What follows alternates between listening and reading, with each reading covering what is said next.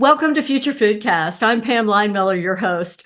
I'm always excited about talking to interesting guests about different perspectives on food, how we experience it around the world. I'm really excited to have with us Estefania Simon Sisek, and she is the founder of the Mycelium Gastronomy Network. Please welcome her to the show. Thank you so much for having me. And thank you to all the listeners. Yes, and I'm really excited to have your perspective here because you have some innovative ideas in the food space, and I'm really excited to bring that to our audience. First of all, why don't you tell us about what Mycelium Gastronomy Network is all about? Mycelium is a community, but also a consultancy of freelance practitioners or affiliated scholars that get together to execute certain projects in two specific areas. So we work on capacity building, so education, both for public, private sector, and academia. And we also do new product development. We try to do it in an ethical way. So we use a framework that is called intergenerational fairness. We are over 100 practitioners at this point, located globally, and our reach is both horizontal in terms of geographies, but also vertical in terms of the wealth of knowledge that we have been able to gather. Yeah, Estefania, this is such an interesting concept to me, and we haven't talked to anyone who has a company like this, or it's not really a company as I think about a traditional company. It's really a gathering of like-minded people who are all coming together for common purposes, right? Exactly.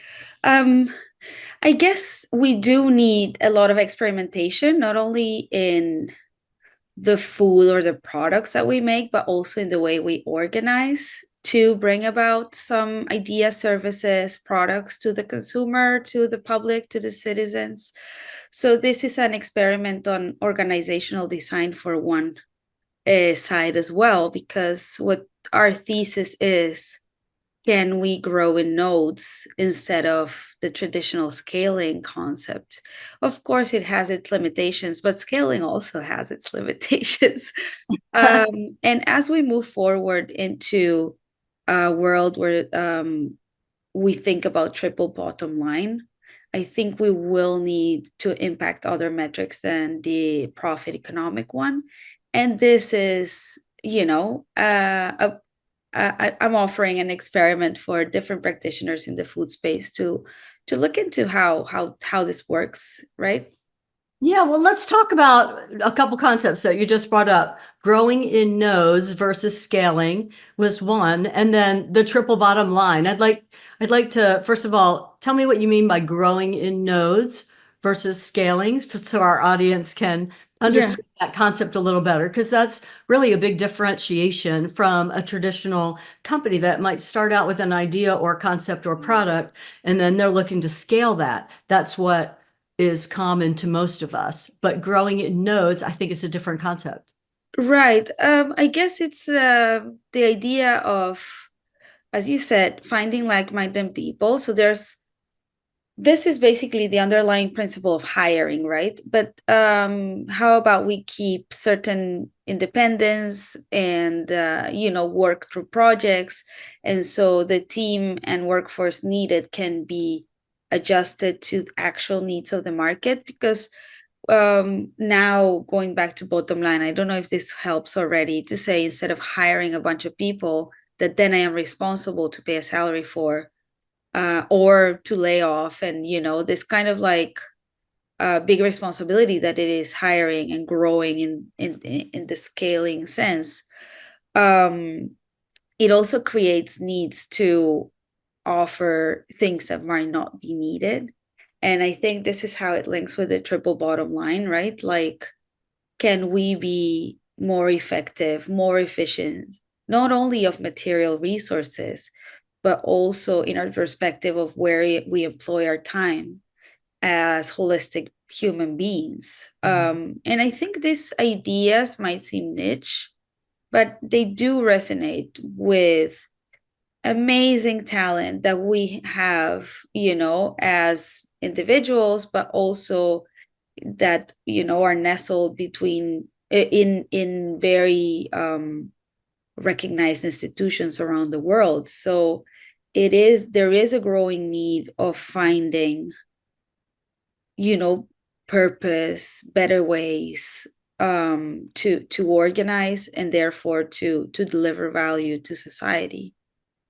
Yeah, interesting. And bringing together those like-minded people. I mean, you have a really interesting way of doing that and gathering them to have those conversations, those open conversations. Can you share with us how you do that? I think it's really interesting concept. Yeah, so I guess one important part, and everyone that does hiring could tell you this, is to, have an out facing communication that really transmits who you are in terms of value, in terms of perspectives. And this starts, talking to the right people. And then it can happen both ways. It's either an encounter with another network member that refers, a practitioner, of course, always in the food space, or interested in applying their skill sets to the food space, which is, of course, the other option.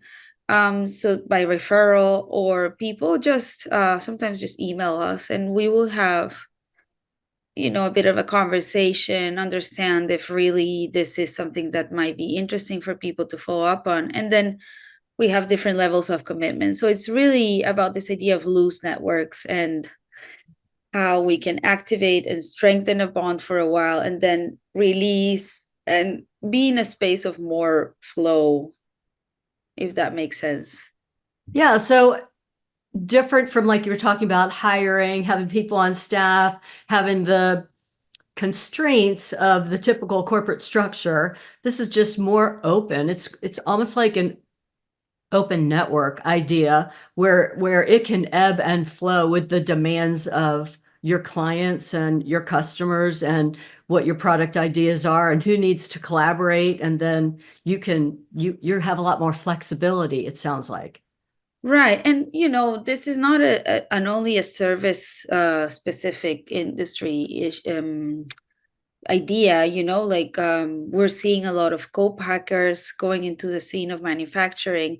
So this idea of de-risking your operation through partnerships, it's flourishing big time. Yeah. The integrations are not happening at the same rate as they're happening as they were happening 50 years ago, where your manufacturing facilities were all encompassing. So you know what I mean? We already see it also in the material product side of the food system. Right. And Right. and that's great. I think as we spoke before, you talked about just the titles that people would traditionally have and that they might garner different levels of interaction or ability to speak or share their concept or idea or product because of their titles. That's really stripped away here. It's really kind of a common ground. I don't know how you achieve that necessarily. Maybe you can share more of that with us. So again, we have a very specific theory of change that is published in our website, and it's on the onboarding of every single member. The idea here is that we think we can change the food system through, educate the education piece, the public sector piece, but also interactive actively with corporates to help them understand where the gaps are, or actually gauge it as an external viewpoint, because they know where the gaps are, but sometimes you get lost in detail, if that makes sense, and then bridge those gaps. So in one regard, the alignment is clear. The kinds of projects are very clear. It's always about sustainability. It's always about health. It's always about, preferred images of the future that we are creating together as a community. And then we have some ways of working that both harness collective intelligence, but also deliver on time the projects. So, not to go too much into technical details, we have a way of structuring processes of, business development where we understand what, the hiring or contracting side is looking for, what are the needs, and then um, we go and find these specific members through public calls in the network as well as specific callings to first have a meeting of like how could we approach this project, and then every step of that business development process is compensated to certain degrees of involvement. And then we also do a bit of the staffing and hiring for the project in that you know inception phase. It is quite agile because this is like a proposal phase at this point. Yeah. And then as we go, we always want to make sure that people is involved and we are looking at perspectives, because at the end of the day, it is really about that inter or transdisciplinarity that we are able to harness because of that horizontality of the structure, right? So we want to Mhm. make sure that value goes all the way to the client every single time. Yeah, and I love that unique concept. You also spoke about intergenerational fairness as Right. you develop new products. How can you share what that means in your process? So the idea is that besides like market acceptance, we're also trying to incorporate to certain degree, depending on like company readiness, a bit of a longer term reflection, and we're seeing this in every single impact report, ESG reporting, which are becoming mandatory, that are looking a bit more into what is the impact of this company looking further ahead than the next quarter, right? So we have, of course, environmental implications, that we try to pinpoint what are the implications of doing this product in terms of environment, but also understand what could be the broader implications for society and for the natural world. And what we try to do is be really strategic about this. So once this is mapped, to understand where could we make the biggest impact in terms of the way this product is manufactured or delivered or even conceived in the first place. So again, this varies in degrees of applicability depending on the company's objectives and maturity towards certain ideas such as impact reporting. But we always try to, well, not try, we always incorporate sustainability into our practices, cultural, social implications to it. Another big advantage of working with a team worldwide is that you're not biased as much by your, little place in the world and the way things are done, because people can offer you immediate reflections on the flip side or how things are very different in other places. So we also try to bring that nuance and cultural fitness model into certain considerations of the product development process. Yeah, the value of the collective, right? Because you're able to reach out across the world and really pull best practices from many different ways of implementation that Yeah, restricted. I mean, best practices, but also perspective. Sometimes we got to step a little back and think a little bit outside the box. But yeah, definitely, there is an enormous value, and we have managed to take it from concept to practice, right? Yeah. So still deliver in reasonable times, and make it to market and have it live. So I guess we've been really lucky too. At the end of the day, everyone that does hiring tells you it's not easy. So we have managed to find a really amazing community of people that are motivated into delivering, incremental change in our industry. Yeah, it seems like the culture that you're creating within your network is really important. Having those initial conversations with people who are interested in being on projects or joining the network at some level. There's a few steps to go through there. You're just not an open organization because you want to make sure that thinking is aligning. Yes, and one thing that is important, or that really it's a differentiator of the people that we have in the network, is that there are people that are multi-talented and multi-curious, to call it something, because we need to get out of our silos and our, very expertise specific language to make those connections, to make sure that there is effective knowledge brokering. We know that the food industry, of the food system as a whole, it's very siloed. Yeah. So, how many farmers does a food service professional know? Or, even less corporates, right? Or how many professors do you know that teach food studies, and the other way around, how many academic person are in touch with the corporate world? And we cannot continue forward in that way, because the challenges we have ahead are wicked problems that require not only a lot of expertise, but also a lot of flexibility and, a certain degree of vulnerability, sensibility, to be able to make those connections, to think differently, and collaborate, right? Truly. So this idea that you are, PhD in sustainability, but you are happy to, listen to the perspective of an artist, for example, if it is the case, or a business developer, and together co-create those solutions that are the projects that articulate the network. Hmm.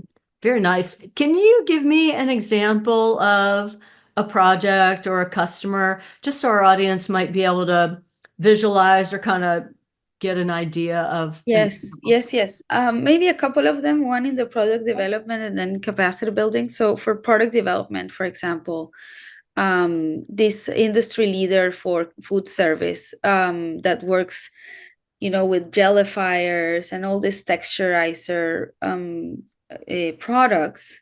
They're looking into more natural solutions, clean label, this kind of product lines, right? And so they saying, we want to engage your whole network in a very wide exploration of what's out there. Maybe what don't we know, right? And so we did a very specific, list of requirements for certain ingredients to kind of understand what are they looking for. And we engaged over 80 researchers. Actually, it was an open call, right? To be like, what do you know that is a natural product that texturizes Wow. preparations? And surprisingly, out of the 10 shortlisted ingredients, this company that has been on the business for 100 years didn't know 8 of these ingredients, right? Oh, wow. Okay. Yeah, that's really interesting. Right. And so, yes, there are a lot of considerations in terms of like appropriation. How does this value chains then develop? But the first key is awareness, right? And so we talk a lot about incorporating biodiversity into our food system or industrial food system. And the way you do this is finding alternatives, right? So this was a very interesting part. We're now in the sourcing piece for one of these ingredients already. So it is Great. coming to market. Yeah, exciting. That's very, Yeah. And then the other one, regarding capacity building, was company that is transforming into being a purpose-driven company. They work in the B2B space. They're a global company. And they need their business developers to be able to speak to the partnerships they need to create sustainable food systems, sustainable products, make sure that they're nourishing all aspect of the challenges of the future are taken into account. But there is a silo, or like there is a there are challenges in knowledge brokering from one knowledge area of a company to the other one. So we created a training that takes their sustainability goals, and translate it into ways that it's easily usable as talking points, as benefits to the clients, so that business developers can feel the confidence of talking to it, and starting to create movement around those goals, right? Yeah. In a meaningful business way. Exciting. Thank you for those examples. I really appreciate it. But really, throughout all of this, I think you talked about like a red thread that really pulls everyone together. Right. This we discussed in our previous call to this. So mycelium is called the Mycelium Gastronomy Network, and the word gastronomy has a lot of meaning to us, because contrary to how the word has been used lately in terms of like fancy restaurants, gastronomy is really, the compendium of cultural practices around food. Mm. And for us, this is key and crucial, right? Because we want to make sure that we have a holistic view of the places that we work with, of the food system. And so even if you're in academia, you are connected to production, consumption, distribution of food. And, every node of the food system is connected. So the way we make sense out of the things of the food system is through that cultural lens. So, who is this for? Is this fit for them? And these kind of questions really make you understand why there are certain inefficiencies in the food systems. And it gives you a perspective of solution through the lens of cultural fitness, and not through the lens of like engineering or process design. So the idea is, at the end of the day, everything needs to have a market, right? And understanding where things are coming from and how things are received, we believe, is a game changer. Yeah.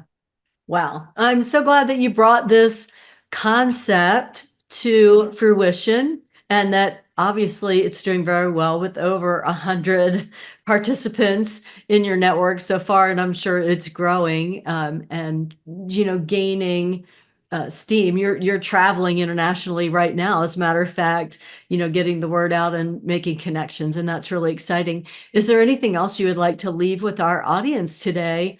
Maybe a thought for us to think about moving into the future, or how we might implement similar thinking in our own, personal experiences, or whatever's on your mind. Yeah. No, I think it's good and interesting for everyone that is working in the food system to try to surround themselves with alternative communities of practice that help you think differently. Day-to-day work is demanding, but innovation is necessary and also part of the work description. So, creating a safe space, or joining a safe space such as mycelium, to be able to be questioned, to be able to think freely about the issues. I think it's a great asset for any leader.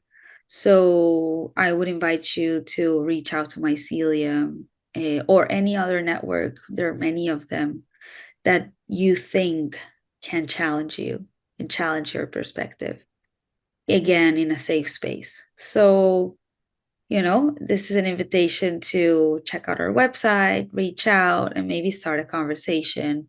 But in general, just to challenge your thinking moving forward. Thank you so much, Estefania. And we will have all the links in the show notes if anyone in our audience wants to check out the Mycelium Gastronomy Network. We really appreciate you being on the show with us today. And if you want to see other guests like Estefania and hear about just the innovative things that are happening in the food space, we welcome you to subscribe. And please leave us some comments. We would love to know what you think. Until next time, I'm Pam Linemiller. Thanks for listening to Future Foodcast. Future Foodcast is powered by Farm to Plate, the leading food blockchain platform. Subscribe on YouTube or wherever you listen to podcasts to stay up to date with the very latest innovations in the food industry.